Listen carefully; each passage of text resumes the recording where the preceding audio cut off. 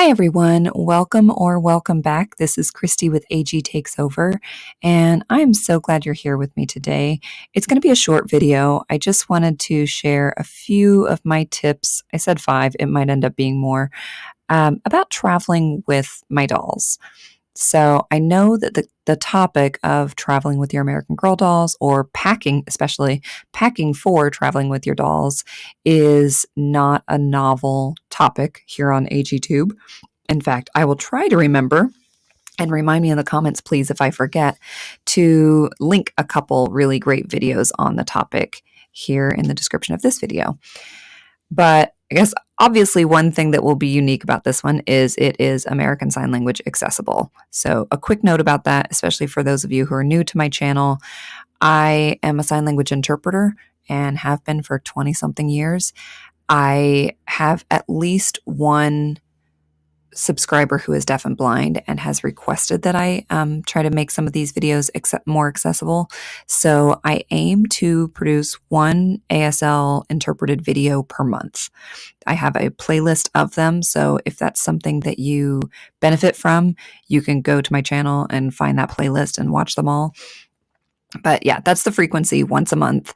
I do them in one take, so they do contain imperfections. It's okay. It's okay. It's some extra work to move them.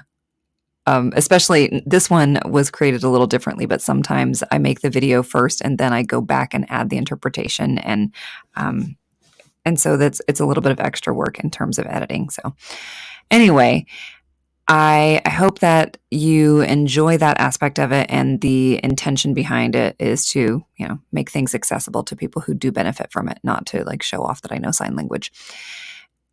Back to the topic, traveling with dolls. First of all, 10 out of 10, highly recommend. Second, it shouldn't be a source of stress. So hopefully some of these tips will help you get the most out of traveling with your dolls. I have thoroughly enjoyed it. I've taken Julie on a road trip with me from Ohio to Washington, D.C. a few years back. That was fun because I got to stop at all the different road signs that say, welcome to whatever state. And there are actually quite a few of them between here and D.C. And we have taken a couple dolls with us to Illinois when we went to the Chicago American Girl store. We took them with us when we went to see Bluey live in Indiana. That was a road trip. And also a surprise visit to a pride parade that day. We have taken them to Vermont with us. We've taken a doll on a plane to Florida when we went to Universal Studios. So yeah, they get around and it's a lot of fun. And I think that packing is slightly different versus if you're talking about car travel versus plane travel, but I'm keeping these tips pretty generic. So let's dive in. Oh, by the way, if you haven't subscribed, please consider doing so. All of my content is about American Girl. All of it is, I hope, interesting and done well enough that it brings something new or brings something enjoyable to you. I post at least once a week, typically on the weekend, but sometimes a little midweek video gets added. And I thoroughly and sincerely appreciate everyone who subscribes, everyone who comments.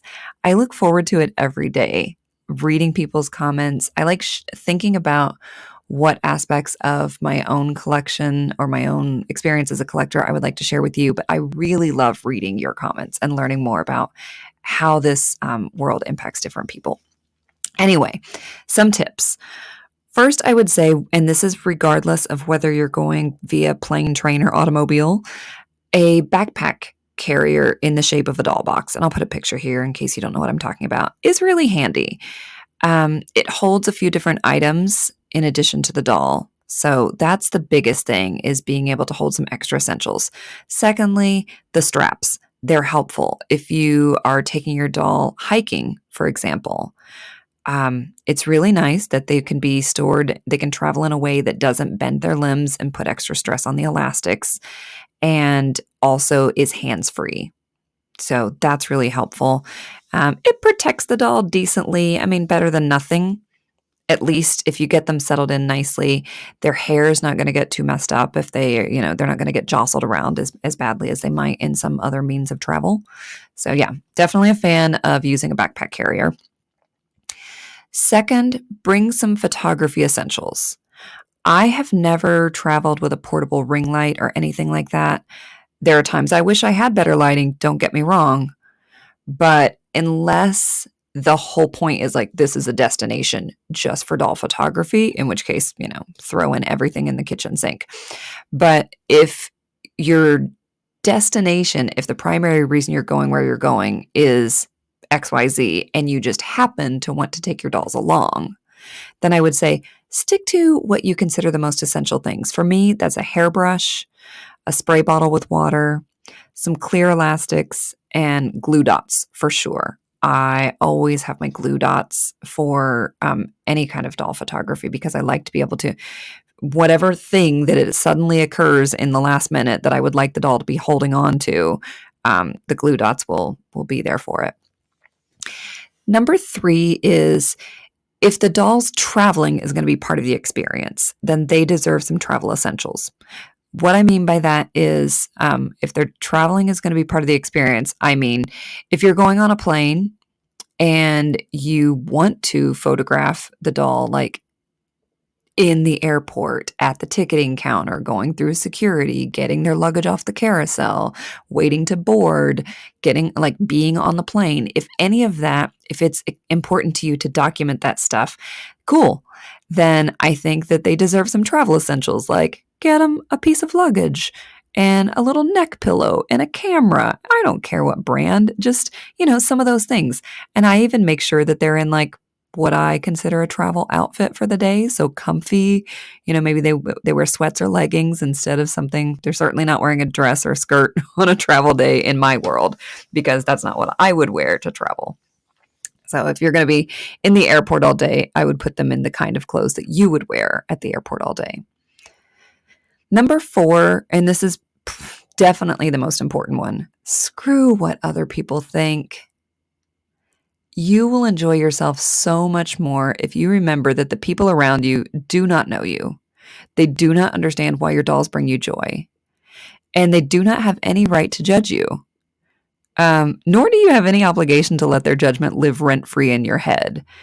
So my opinion on strangers when I am out photographing my dolls is, if you like this and you want to add something positive, that I will accept. If you have any kind of snark or judgment or disdain or anything like that, it's just going to roll right off of me. I do not, I couldn't bring myself to care.